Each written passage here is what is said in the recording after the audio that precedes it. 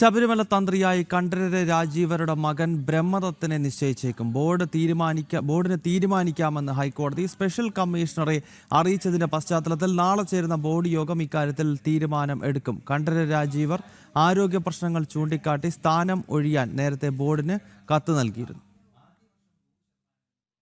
ശബരിമല തന്ത്രിയായി കണ്ഠരര് രാജീവർക്ക് പകരം മകൻ ബ്രഹ്മദത്തിനെ തന്ത്രിയായി നിശ്ചയിക്കാൻ സാധ്യതയേറി. നാളെ ചേരുന്ന തിരുവിതാംകൂർ ദേവസ്വം ബോർഡ് യോഗം ഇക്കാര്യത്തിൽ തീരുമാനമെടുക്കും. ശബരിമല സ്വർണ്ണക്കവർച്ചയിൽ പ്രതിയായതിനു പിന്നാലെ ആരോഗ്യ പ്രശ്നങ്ങൾ ചൂണ്ടിക്കാട്ടി മാറ്റം ആവശ്യപ്പെട്ട് രാജീവര് കത്ത് നൽകിയിരുന്നു. കത്തിന്റെ അടിസ്ഥാനത്തിൽ ബോർഡിന് തീരുമാനമെടുക്കാമായിരുന്നെങ്കിലും വിവാദം തലയിലേറുമെന്ന് മനസ്സിലാക്കി ഹൈക്കോടതി തീരുമാനിക്കട്ടെ എന്ന നിലപാടിലാണ് ബോർഡ് സ്വീകരിച്ചത്. ഇതിനിടെയാണ് ബോർഡിന് സ്വയം തീരുമാനിക്കാമെന്ന് കോടതി സ്പെഷ്യൽ കമ്മീഷണറെ അറിയിച്ചത്.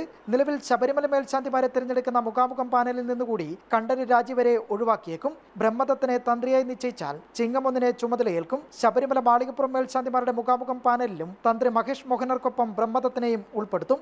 അതേസമയം തന്ത്രിയെ തീരുമാനിക്കാനുള്ള അധികാരമുണ്ടായിട്ടും ബോർഡ് ഹൈക്കോടതിക്ക് വിട്ടതിൽ BJP നേതാക്കൾ കടുത്ത വിമർശനം ഉന്നയിച്ചിരുന്നു. ജനം, തിരുവനന്തപുരം.